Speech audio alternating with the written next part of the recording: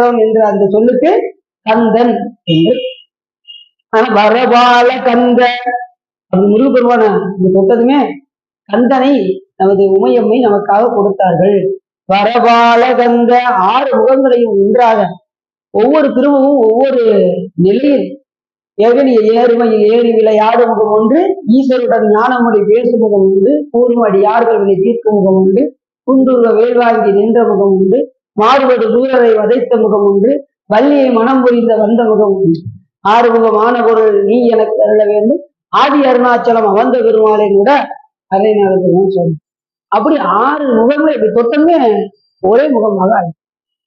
அப்ப அந்த கந்தன் என்கின்ற சொல்லுக்கு 6 முகங்களை ஒன்றாக கொண்டவன் என்றும், உயிர்களுக்கு பற்றுக்கோடாய் விளங்குவன் என்றும், அடுத்த இன்னொரு பொருள் இருக்கேன், பகைவருடைய ஆற்றலை வற்றச் செய்வன் என்கின்ற ஒரு பொருளும் உண்டு. நீங்க எல்லாமே பாத்தீங்கன்னா கந்த அலங்காரம், கந்தர் அனுபூதி,